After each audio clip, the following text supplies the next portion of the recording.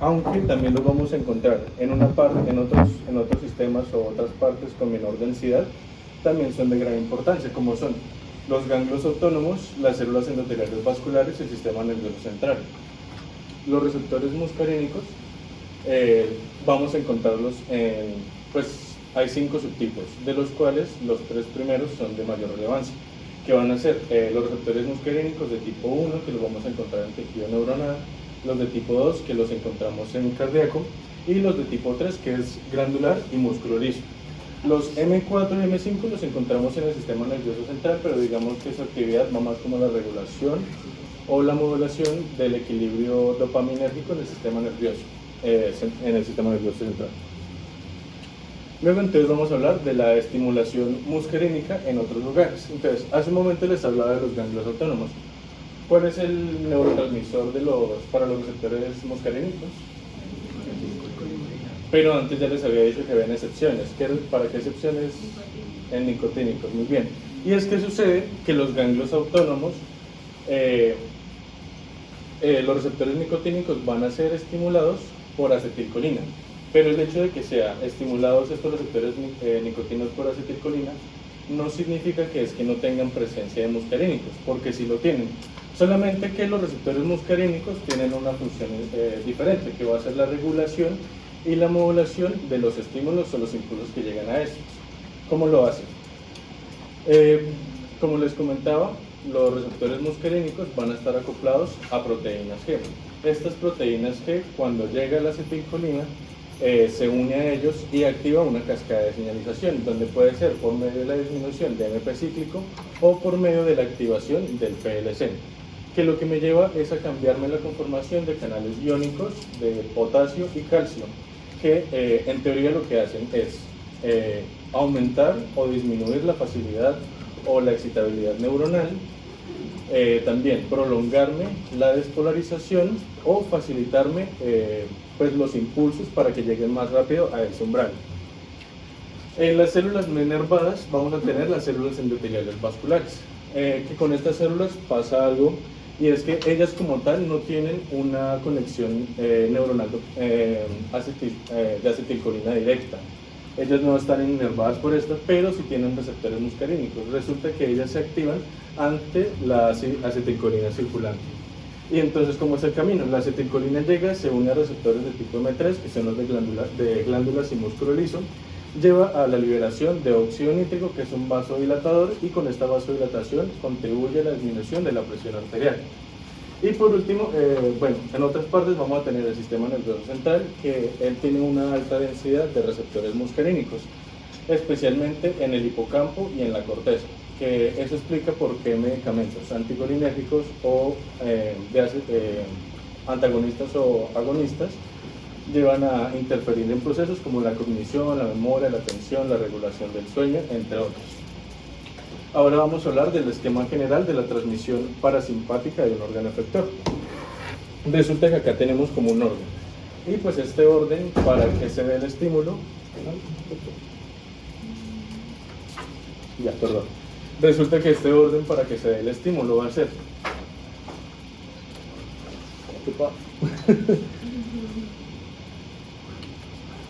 llevaré una presente.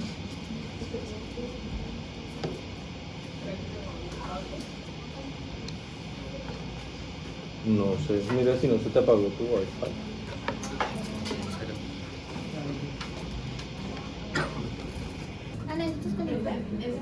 Pero no, tranquila, aquí creo que se puede, ¿verdad? Sí. Hasta les quitaron las horas a los dentados y sus hijos. Entonces están acomodando porque ellos tenían de y ya les ¿Puedes abrir tu puerta? Pleno Perdón, disculpe. no, pero así es la ventana, ya están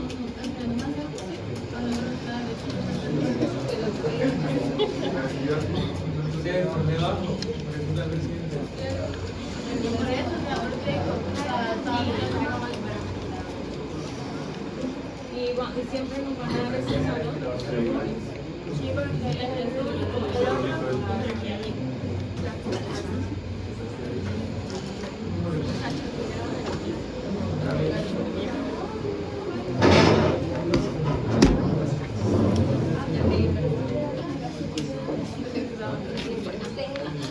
salir y volver a entrar de WhatsApp. Ah, no, ya. ¿Me lo envía? Creo que Mauro me envió al grupo. Mauro, ¿le envía el Se lo envió a Víctor. Ah, ok, listo, háganlo. Espera ahí que cargue. Espera.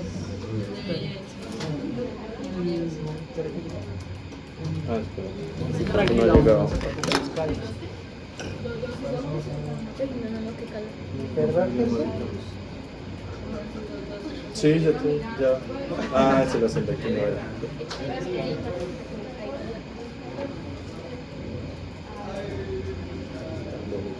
¿Será que está Ahora sí.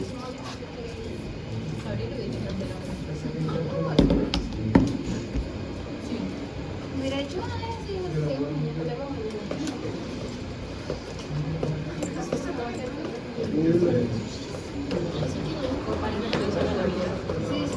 Ni modo, se cancela la clase.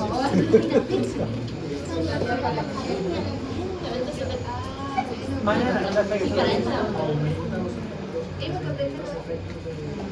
no, es que el archivo está reencargado. Amor, ¿le puedes enviar el archivo que yo te envié a ti a Víctor?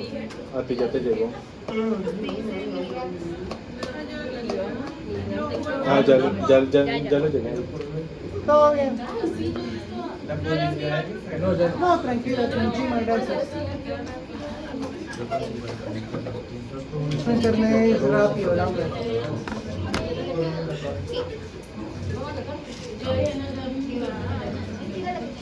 Uy,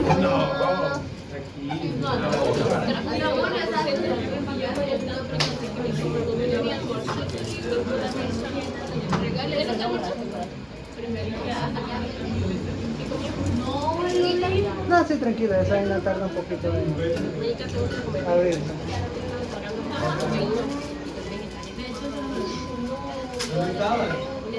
Perfecto. Más preparado con cumis.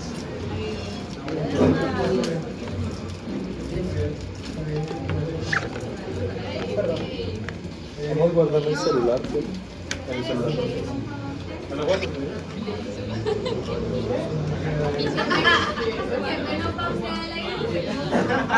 Pero es que no está saliendo frío, No, mi es que vida. está botando el viento. Está Y viento caliente. Dale la última. Esta sí es la entrada de eventos.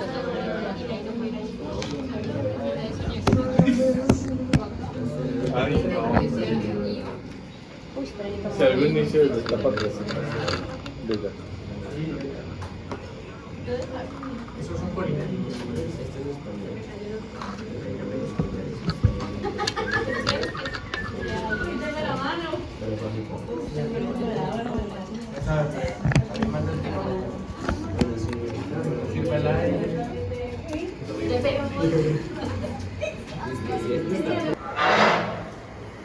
Listo, entonces para recapitular, en los ganglios autónomos el neurotransmisor va a ser la acetilcolina, pero los receptores van a ser nicotínicos. Entonces aquí está una de las diferencias.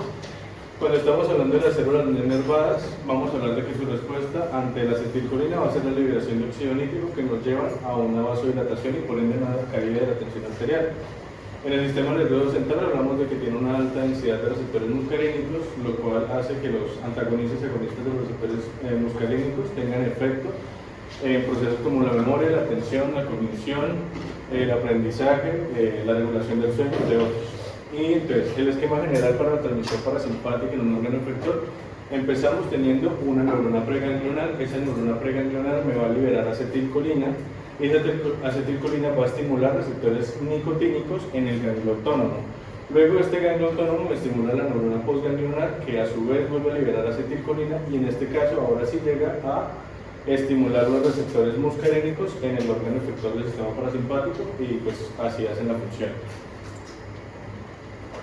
Luego, hay una cosa, y es que ¿por qué la acetilcolina no funciona como fármaco? La acetilcolina no funciona como fármaco totalmente porque genera efectos difusos. Como les había mencionado, los receptores muscarínicos se encuentran en gran variedad de órganos y sistemas. Cuando se administra la acetilcolina, esta lo que hace es generar una respuesta sistémica porque estimula todo al tiempo. y nos da una respuesta que vienen siendo como unos efectos generales que vamos a ver por bradicardia, exceso de secreción, sudoración, diarrea, miosis, entre otras cosas, que es lo que llamamos como el síndrome colinérgico, que lo vamos a abordar más adelante. Luego tenemos el problema número 2 del por qué no se utiliza, y es por la rápida destrucción. Tenemos la acetilcolinesterasa, que lo que hace es romper las uniones entre el receptor muscarínico y la acetilcolina, perdón. Y entonces, ¿cuál es la solución? Tenemos dos tipos de fármacos, que son los directos, que en este caso lo que hacen es funcionar como un mimético de la acetilcolina. Ellos llegan y se unen al mismo punto de unión, porque en teoría como que tienen la misma forma, y lo que hacen es hacer que el receptor que ya se une a la acetilcolina. La diferencia es que pues estos pues tienen mejor duración, también pueden ser específicos para cierta clase de receptor. Se puede decidir si el medicamento queremos que atraviese la barrera hematoencefálica, por ende genere efectos centrales, o que sea más periférica, y también pues algunos se dan según el tipo de respuesta que queramos conseguir. Y luego la otra son los indirectos, que lo que hacen es trabajar como inhibir la acetilcolinesterasa. Y luego tenemos el mecanismo de acción. Yo les comentaba que los receptores muscarínicos están acoplados a proteína G. Y acá hay un truco, y es que si la proteína G es GQ, significa que es una activación, pero si es GI, es una inhibición. Entonces, un ejemplo, entonces tenemos la acetilcolina, se une al receptor muscarínico, activa la proteína GQ. La proteína GQ lo que me hace es activar al PLC, que es como un mensajero que nos lleva al aumento del calcio intracelular. Con este calcio intracelular se nos van a dar unos efectos que son la liberación de óxido nítrico, la secreción glandular y la contracción del músculo liso. Entonces, ¿qué receptor vendría activando esta vía? ¿Qué tipo de receptor muscarínico? ¿Qué subtipo? El 3, exactamente. Y entonces, acoplados a la proteína G, es exactamente lo mismo. Llega la acetilcolina, activa la proteína G. Esta lo que nos va a llevar es que disminuye los niveles de AMP cíclico, que nos genera cambios conformacionales en canales de calcio y potasio, y nos lleva a una hiperpolarización celular o una disminución de la actividad cardíaca. ¿Qué subtipo de receptor sería? El 2. Entonces hay una mnemotecnia muy importante, y es los receptores muscarínicos van de M1 a M5. Los que son impares, 1, 3 y 5, van a estar acoplados a proteína GQ o GS, que es estimulante, y los que son pares, 2 y 4, van a estar acoplados a proteína G inhibitoria. Entonces recuerden, los receptores se pueden clasificar como metabotrópicos e isotrópicos.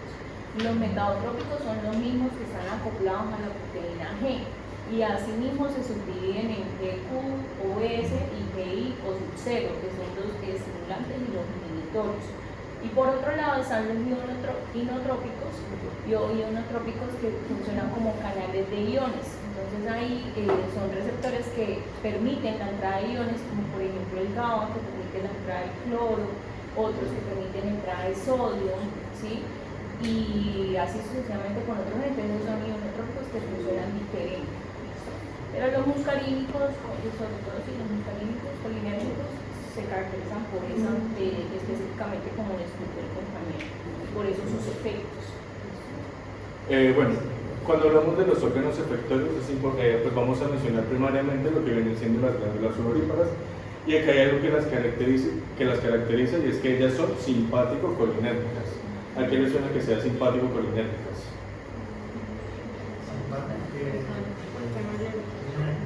Su activación es por el parasimpático, pero activado por la...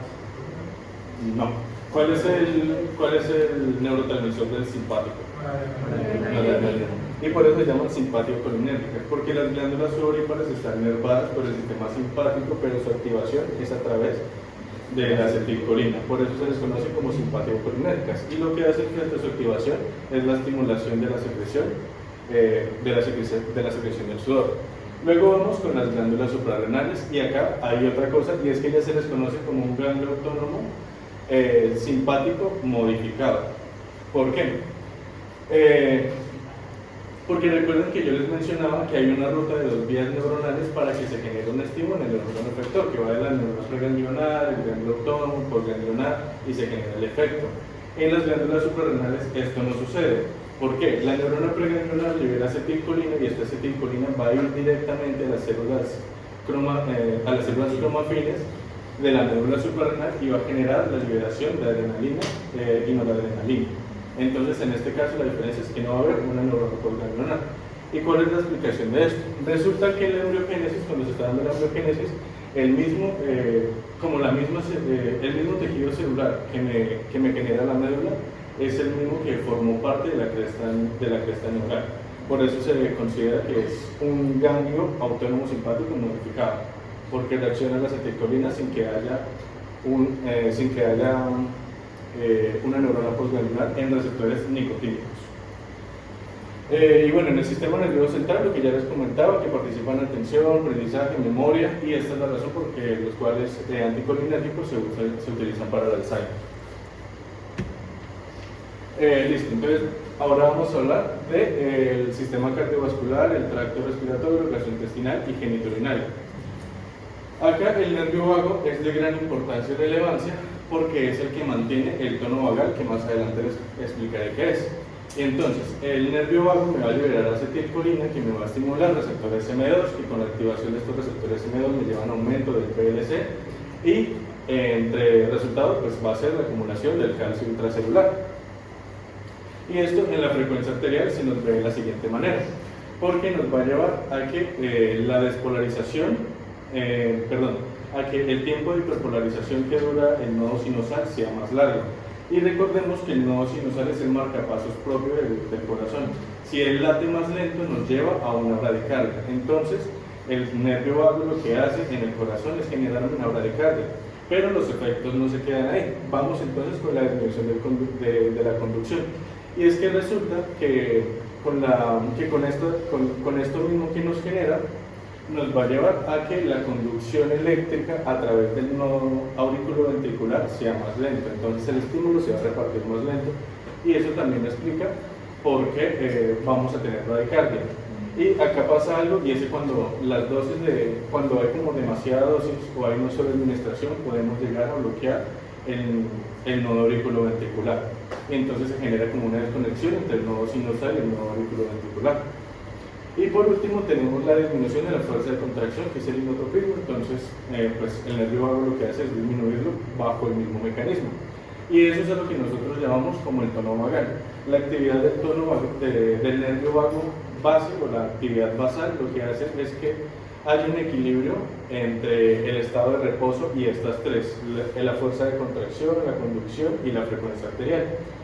Y luego tenemos la tensión arterial, que es que recuerden que yo les decía que las células endoteliales vasculares no están nervadas directamente por neuronas colinérgicas, sino que ellas responden a la acetilcolina que se encuentra sistémica. Entonces lo que ellas hacen es la liberación de óxido nítrico, que me lleva a vasoilatación y disminución de la presión arterial. En los pulmones, la acetilcolina me va a estimular receptores M3, que me lleva a una proteína G, que pues en este caso lo que hace es generar una broncoconstricción y a un aumento de la secreción bronquial. En el sistema gastrointestinal pues es más de lo mismo. Recuerden que como es un músculo liso, pues va a ser el mismo mecanismo de los pulmones, que me lleva a amplitud o mayor peristaltismo en el sistema, así como también la secreción. Y pues no solamente van a haber receptores de tipo M3, sino también M2, pero en mayor cantidad. Y en el sistema genitourinario lo que va a hacer la acetilcolina es generar la motilidad vesical y la contracción del músculo detrusor, facilitando la micción.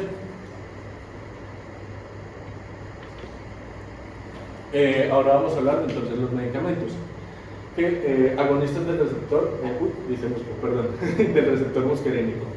Entonces, estos fármacos son aquellos que imitan como la función de la acetilcolina, y pues lo que les comentaba, esto permite tener mayor control, que pueden ser más específicos, durar más tiempo, y entonces los vamos a dividir en ésteres de colina y alcaloides de colina. Los ésteres de colina tienen una característica, y es que ellos son amonios cuaternarios. Siempre que hablemos de amonios cuaternarios, tanto en antagonistas como agonistas, quiere decir que son de menor absorción no se distribuyen tan fácil y la mayoría se excreta renalmente sin que haya metabolismo. Y en los alcaloides, acá vamos a tener la acetilcolina, metacolina, betanicol y el carbacol, que más adelante también los mencionaré con algunos efectos.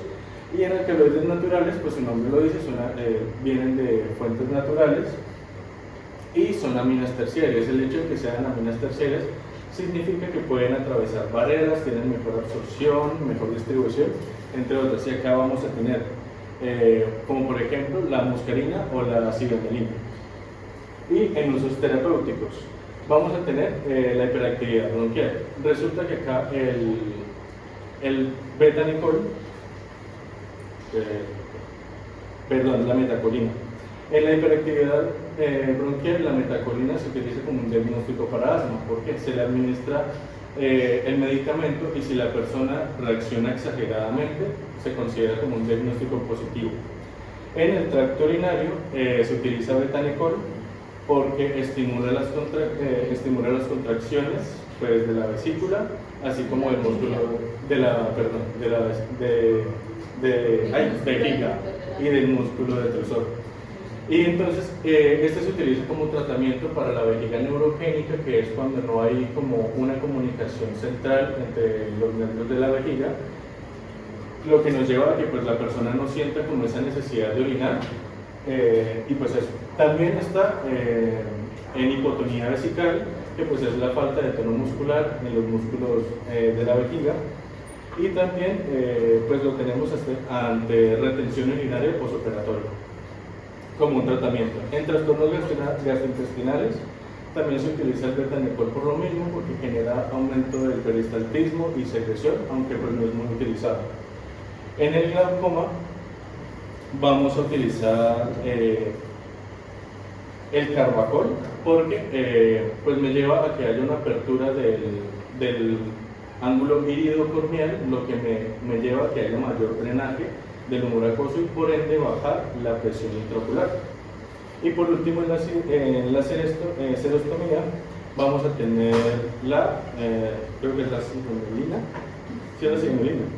Vamos a tener la cibemelina. La serostomía es como la incapacidad que tiene, como una incapacidad o un trastorno que hace que no se secrete mucha saliva. Y se va a utilizar en pacientes que tienen el síndrome de Sjögren, que es una enfermedad genética que impide que haya secreción de varias glándulas o algunas en específico, o en pacientes con radioterapia de cuello y cabeza, porque esto lleva a un fallo de las glándulas salivales, especialmente la parótida. Y bueno, vamos a tener entonces la clasificación. Y vamos a tener entonces, como les decía, medicamentos, fármacos directos e indirectos. En fármacos directos vamos a tener colinérgicos selectivos, como los esteres de colina, que ya les había mencionado, acetilcolina, carbacol, betanicol, metacolina, o alcaloides como la pilocarpina, la muscarina y la cibemelina, que ya mencionamos. En los indirectos vamos a tener inhibidores de la colinesterasa, que lo que hacen es pues, competirme contra ella, y evitar que se rompan estas uniones entre la acetilcolina y los receptores muscarínicos. Y les vamos a clasificar según su tiempo de acción. El hidrofonio de 12 minutos es de acción corta. Luego tenemos de acción intermedia como las carbomatos, la piridostigmina, la nostigmina y la fisostigmina. Y estos son importantes o tienen relevancia porque estos en algunos casos de sobredosis nos llevan a un síndrome colinérgico.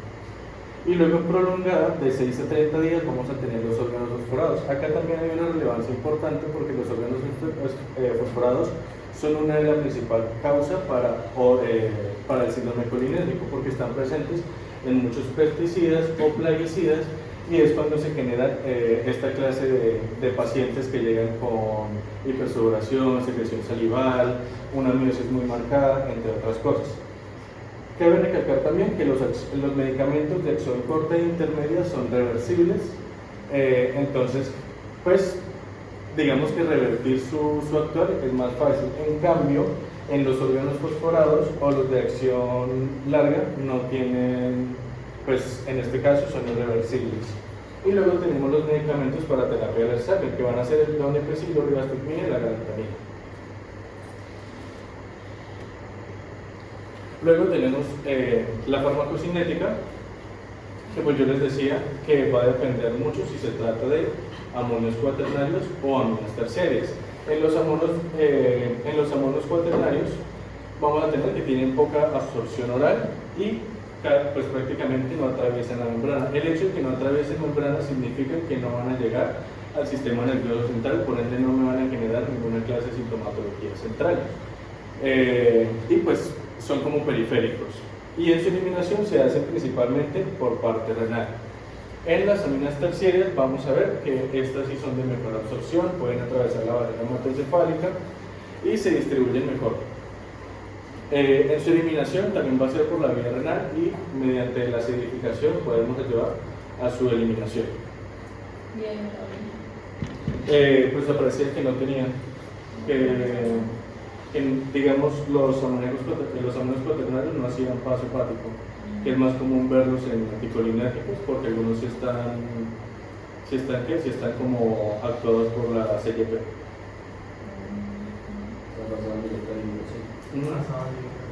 Llegan directo para la eliminación. Y luego tenemos como algunos atajos y es entonces como para recordar en el sistema simpático y parasimpático, en el preganglionar vamos a tener que el receptor van a ser nicotínicos y en el neurotransmisor va a ser la acetilcolina. Ahí me equivoco. Y ahora sí, en parasimpático y simpático ya la cosa cambia, porque en parasimpático van a ser receptores muscarínicos y neurotransmisor acetilcolina, y en simpático va a ser la noradrenalina en receptores adrenérgicos. Y lo que les mencionaba, glándulas sudoríparas que son simpático-colinérgicas, y luego como un resumen de los efectos que causan en algunos órganos. Entonces, en el respiratorio, broncoconstricción, broncoconstricción más aumento de secreciones. En el urinario, contracción del músculo retrusor facilitando la misión. En el gastrointestinal, aumento de la motilidad y secreción. En glándulas, aumento de las secreciones, y acá sería miosis, más un trastorno de la acomodación en el sistema nervioso central, cognición y pérdida del control motor. Y ahora sí vamos a hablar del síndrome colinérgico. El síndrome colinérgico va a tener las siguientes características: una diaforesis, que es una sudoración excesiva, epífora, que va a ser pues la producción también excesiva de lágrimas, una miosis, que vamos a ver al paciente con unos ojos puntiformes, una disminución de la frecuencia arterial, así como también de la presión arterial. Las cialorreas y la mesis, la cialorrea por lo mismo de que estimula las glándulas, y lo que viene siendo la mesis, la diarrea y la incontinencia urinaria se debe, primero, la mesis, porque se estimula el movimiento de la cámara gástrica y también la secreción, y estos movimientos me pueden estimular el vómito, puede generar las ganas al vómito. En la incontinencia urinaria, porque pues aumenta la contracción y la motilidad vesical, y en la diarrea por lo mismo, aumento del peristaltismo y de la secreción.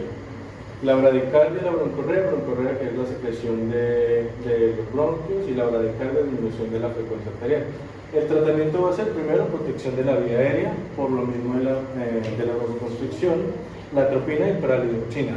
La atropina porque es el competidor principal para esta clase de medicamentos, y la paralidoxina porque genera como un empuje o un acelerador hacia las acetilcolinesterasa. Y entonces en causa vamos a tener organofosforados, carbamatos, pilocarpina, neostigmina, fisostigmina, piridostigmina, donde algunos de ellos son tratamientos de trastornos del sistema nervioso central. También colinomiméticos, que son como el carbacol, la metacolina y la colina, que hacen como el cambio que reemplazan como la acetilcolina en su punto de unión. Y entonces acá vamos a tener algunos de los fármacos que vamos a utilizar. Entonces la acetilcolina la vamos a utilizar como una solución intraocular, genera una miosis. ¿Está disponible en Colombia? Sí, pues yo lo busqué en Post Populi y me aparecía. ¿Sola? Pues sí, aparecía así tal cual, acetilcolina. Entonces genera una miosis rápida, se utiliza más que todo en la cirugía ocular, pero las contraindicaciones van a ser asma, bradicardia, hipotensión, Por eso mismo, porque los efectos secundarios pues, generan eso, bradicardia, hipotensión y broncoespasmo, lo que podría exacerbar cierta sintomatología. Luego, en las interacciones farmacológicas, estos se caracterizan porque todos se suman o se potencian por otros colinérgicos. En el carbacol es una solución oftálmica que va como tratamiento al glaucoma, también me genera miosis y sus contraindicaciones van a ser para asma, enfermedad cardiovascular. Y algunos efectos negativos que puede tener es que puede permanecer la miosis mucho tiempo, llevar una visión borrosa o mareo. Y se aumenta también con efecto de inhibidor de la acetilcolinesterasa. En la pilocarpina, pues vamos a encontrarla como en colirio o tabletas y también se utiliza para tanto el glaucoma como la xerostomía, que ya la había mencionado, y contraindicaciones van a ser el asma, la uveitis, enfermedad cardiovascular y efectos secundarios como sudoración excesiva, salivación, broncoespasmo y hipotensión. Y es antagonizada por anticolinérgicos como la atropina. En la nicotina la vamos a encontrar como parche, goma de mascar o un spray nasal, y se utiliza como terapia de reemplazo para gente como terapia de reemplazo para dejar de fumar. Contraindicaciones: una enfermedad cardiovascular reciente, efectos secundarios, náuseas, taquicardia, hipertensión y mareo. Y pues se potencian los efectos con estimulantes del sistema nervioso central. La vareniclina se utiliza en tabletas también y es igual tratamiento para dejar de fumar. Vareniclina. Vareniclina. Y hay que tener especial cuidado ante pacientes con trastornos psiquiátricos o renales, y puede generar náuseas, insomnio o sueños vívidos. Y el alcohol y otros fármacos que actúan en el sistema nervioso central generan como interacciones entre estos.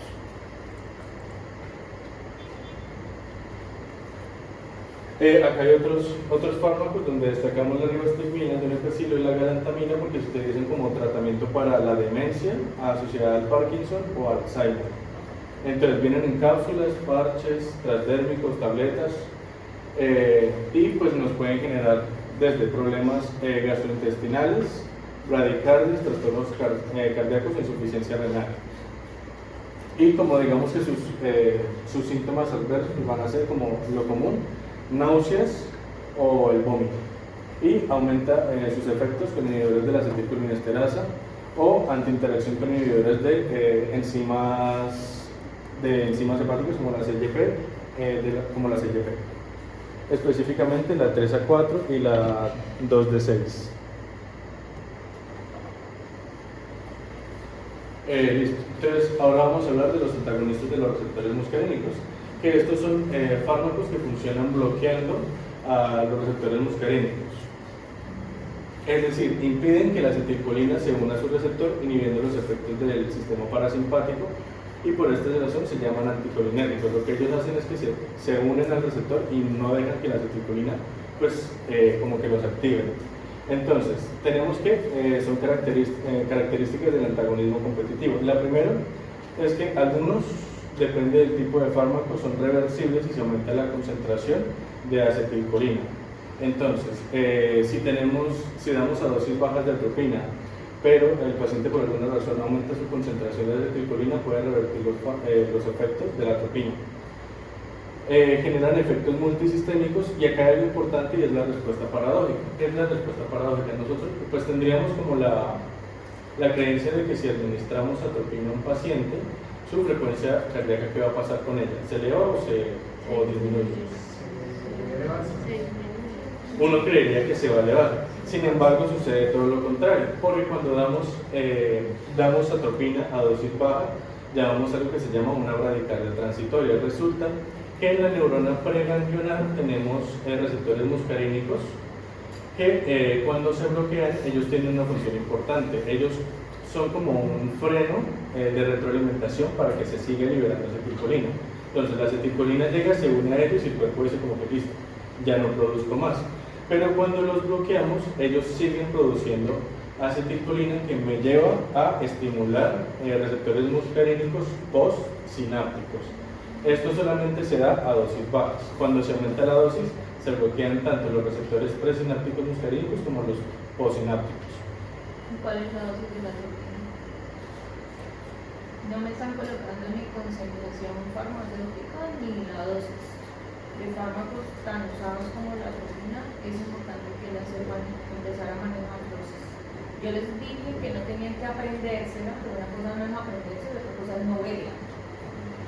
Listo.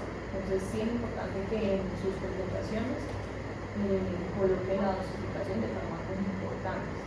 Hay mucho test, utilicen más gráficas, o sea, hay mucho test. Otra cosa, el medicamento acetilcolina en Colombia no existe. Yo les dije que buscaran en el post-populi, pero que también buscaran en la página que les compartí en los grupos el viernes. Y si ustedes buscan precisamente nunca van a encontrar. O sea, es un fármaco teórico que existe en los libros, pero en la realidad eso no existe. Es que yo uso solamente fue en post-populi. No les di las indicaciones. Continuemos. Entonces, en resumen, ¿cuáles son los medicamentos colinérgicos que existen y para qué se utilizan? ¿Ah? La atropina. La atropina es colinérgico. Sí.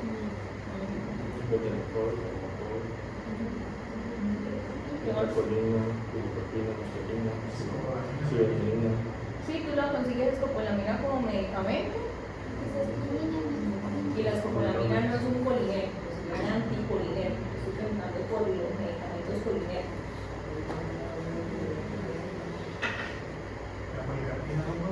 Pilocarpina, sí. Sí. Donopezilo, sí. Sí. ¿La fisostimina existe en Colombia? No existe en Colombia. Carbacol, sí, lo usado, pero creo que sí está disponible. ¿El qué? Sí, eso sí. Listo. Continuamos.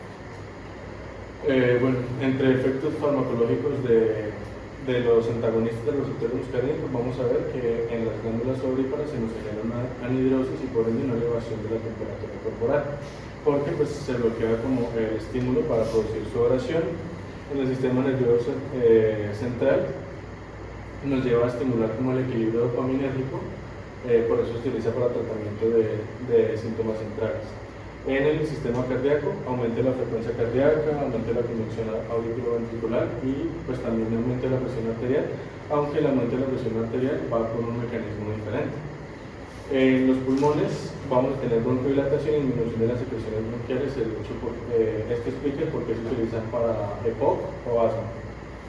En los ojos, midriasis y cicloplegia, que pues, nos lleva a que no haya como acumulación del cristalino, y la midriasis pues, van a ser unas pupilas muy dilatadas. Y en el sistema gastrointestinal, disminución de la motilidad gastrointestinal y de las secreciones.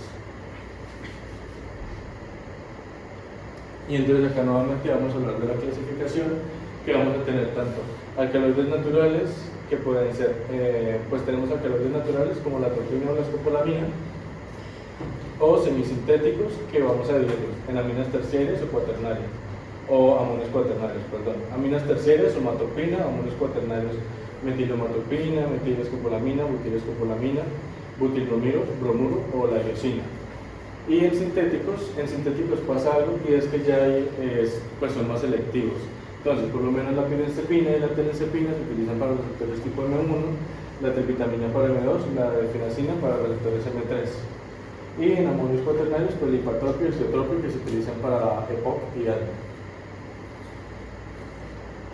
Bueno, y acá pues hay como algo más que más adelante vamos a revisar, que es el hecho de que es como una expresión que dice rojo como una remolacha, seco como un hueso, ciego como un murciélago, caliente como el fuego y loco como una cabra, que son los efectos que van a generar en un síndrome anticolinérgico.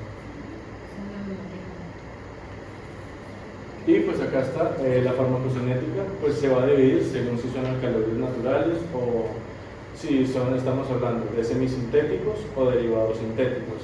Entonces, en las aminas terciarias vamos a tener que la administración, pues, de vía oral puede absorberse por las mucosas, aunque también la escopolamina puede absorberse de vía transdérmica, atraviesan con relativa facilidad membranas biológicas y la barrera hematocefálica, por ese porqué de sus síntomas centrales. Una buena parte de ese paso hepático y se eliminan por el riñón. En la atropina 1 una parte se va a excretar sin cambios, más o menos el 50%, y otra se metaboliza con una vida media de 4 horas. Luego, en los derivados semiosintéticos, pues va a depender si son aminas terciarias o amoníacos cuaternarios. Las aminas terciarias, pues todas tienen la característica de que tienen buena absorción y buena distribución, y de que pueden atravesar la barrera hematocefálica. Entonces, también van a ser paso hepático y la eliminación renal, aunque también depende del tipo de fármaco que estemos hablando. En las cuaternarias, pues se van a dar por vía oral, baja penetración a membrana, no atraviesan la barrera hematocefálica, con nulos efectos centrales, una acción periférica, y la eliminación va a ser renal con pues una menor distribución. Y en sintéticos vamos a tener que tenemos amoníacos cuaternarios o aminas terciarias. En amoníacos cuaternarios es limitada. Los inhalados se administran por aerosol, pero una gran parte de esto se va a deglutir y pues la absorción va a ser baja. No cruzan barrera hematocefálica nuevamente. El metabolismo va a variar según el fármaco, predominando la acción periférica. Con el aclidinio pasa algo importante, y es que este se hidroliza rápidamente, lo que lo convierte en metabolitos inactivos. Y en la eliminación vía renal, el trospio, el 60% se va a excretar sin cambio alguno. Y en terceros, nuevamente, mejor absorción general. Algunos son formulaciones especiales.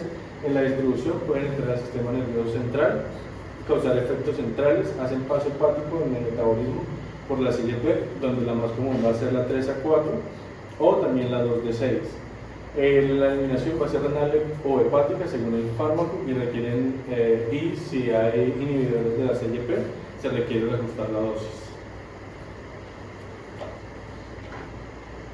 Y acá está como la imagen para representar lo que viene siendo el síndrome anticolinérgico, que vamos a tener la piel enrojecida, una midriasis, confusión o alucinaciones, una boca y piel seca, hipertermia, taquicardia, frecuencia cardíaca elevada, presión arterial elevada, disminución de ruidos intestinales, retención urinaria y convulsión o disritmias o rhabdoniólisis.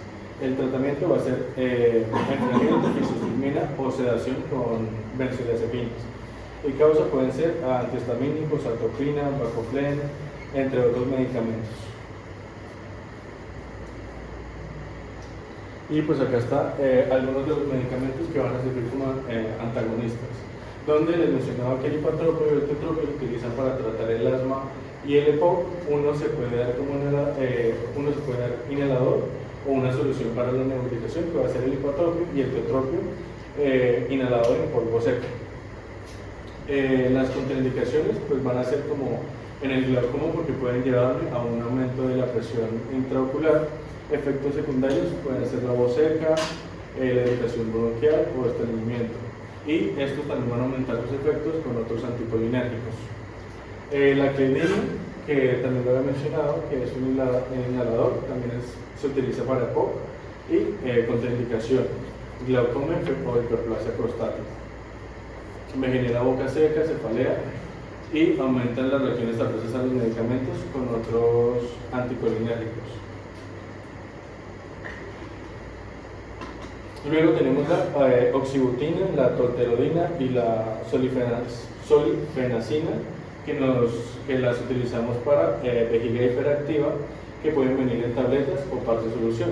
Se contraindican bajo glaucoma o retención urinaria, y me llevan a sintomatología de boca seca, estreñimiento, visión borrosa, y pues también se contraindica con fármacos anticolinérgicos. Y ya veremos otra.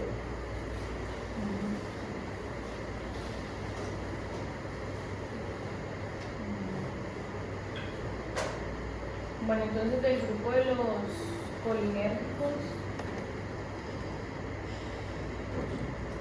De los colinérgicos, los medicamentos más utilizados en la práctica clínica, por así decirlo, diaria, ¿sí? La pilocarpina, el carbacol, los parches de nicotina. La vareniclina está fuera del mercado desde hace varios años, ya no existen. Eso era tratamiento para dejar de fumar, pero no existen actualmente en el mercado. La nifurtimoxina no hay en Colombia, y la diferencia con la enoxaparin era que la fisostigmina, sí permite o atraviesa la barrera hematoencefálica, por ende es el antídoto para tratamiento de un síndrome anticolinérgico, como se mencionó ahorita. Esto, pero pues acá en Colombia no. La enoxaparin básicamente sí la utilizamos mucho, pero es más para revertir efectos de relajantes o bloqueadores neuromusculares, sobre todo en anestesia. La piridostigmina, el tratamiento de miastenia gravis, y la piridostigmina se utiliza como parche, principalmente en parche, para tratamiento de demencia, de Alzheimer. El donepezilo es utilizado también para Alzheimer, y la galantamina no tanto, pero pues sí existe en el mercado. Por otro lado, los anticolinérgicos, los más comunes, sí son los inhaladores de ultratropio, antiotropio. Aclíneo también puede utilizarse, pero no es tan usual. Estos tres no son tan usuales. El piperideno sí, y aún se utiliza. Hoy en día es uno de los tratamientos para la enfermedad de Parkinson. También se lo utilizamos en sistemas extrapiramidales. Oxidupinina y tolteridona para pacientes que tienen incontinencia urinaria, ya sea por vejiga hiperactiva o por alguna otra condición. El flavoxato se utiliza mucho como analgésico de vía urinaria, sobre todo para pacientes con, por ejemplo, los que sufren de cálculos renales, muy doloroso, o algún trastorno de la vía urinaria dolorosa, y pueden ser utilizados. La tropicamida es más para hacer examinar, para dilatar pupila, en pacientes que necesiten evaluación de fondo profundo o algo más especializado, sobre todo los oftalmólogos lo hacen. La atropina sí lo utilizamos principalmente en urgencias, ¿sí? En ampollas, acá en Colombia, polivios de atropina rara vez se consigue. No, o sea, por eso les digo, revisen Polivium Vima, porque lo que hay es lo que está aprobado por el Vima acá en el país. Solamente si aparecen con un listo de gente. Exacto, esa es revisión. Entonces, atropina ampolla, creo que solamente viene en ampolla de 2 miligramos por ml, y la dosis va a ser de 1 miligramos inicial, ¿de acuerdo? Yo, digamos que manejo la dosis en un paciente intoxicado, porque ese es el antídoto principal de un síndrome colinérgico, lo contrario al otro, ¿listo? En donde las dosis pueden empezar de 1 a 2 miligramos, y cada 2 o 3 minutos se puede duplicar la dosis hasta cuando, hasta que el paciente se seque las secreciones básicamente, ¿listo? ¿Y es una intoxicación por la aplicación de la misma dosis? Igual, por carbonato organofosforado igual. La diferencia es que en organofosforado utilizamos algo que se llama paralidoxina, que es un antídoto específico para evitar el envejecimiento completo de la acetilcolinesterasa, y se utilizan las primeras 4 horas, pero estos temas yo les digo que no se meterán con tóxicos, aún viendo fármacos, ningún tóxico, vamos a ver al final. El bicoperolato, básicamente casi no lo utilizamos, pero pues también lo pueden utilizar más en procedimientos anestésicos. Iosina, antibromuro de iosina, la misma buscapina, es uno de los anticolinérgicos también muy utilizados de venta libre, y pueden generar síntomas anticolinérgicos. Entonces, para las futuras exposiciones, las recomendaciones que ya les mencioné, por favor, las dosis son muy importantes. Hay fármacos que varían las dosis de acuerdo a la patología a tratar. Es muy importante revisar la parte de el orden, ¿sí? O sea, farmacogenética, farmacodinamia, tal cual como lo indiqué en las instrucciones del inicio de las exposiciones. La bibliografía, no sé si lo coloqué, si no me va a tocar mandarles un correo como para volverles a mandar las indicaciones de cómo se deben preparar las exposiciones. La bibliografía es muy importante, saber de dónde están sacando la información, de qué libro o artículo lo que quieran colocar ahí, y colocar imágenes de medicamentos para irse familiarizando, ¿no? O sea, texto, y cuando vamos a ir allá al hospital no saben ni siquiera cómo viene una joya atropina, no saben cómo viene una joya buscapina, o bicolodosina, que es lo mismo, no saben cómo viene la amoxicilina, ¿sí? Entonces los parches de ribacidina, entonces hay que ir como los más comunes, colocarlos, mencionarlos y profundizar bien en qué patología lo utilizamos y a qué dosis lo podemos utilizar. Listo. No sé si alguien tenga alguna pregunta, duda. ¿No? ¿Todo claro? La clase de mañana es a las 6:30 a las 6:30.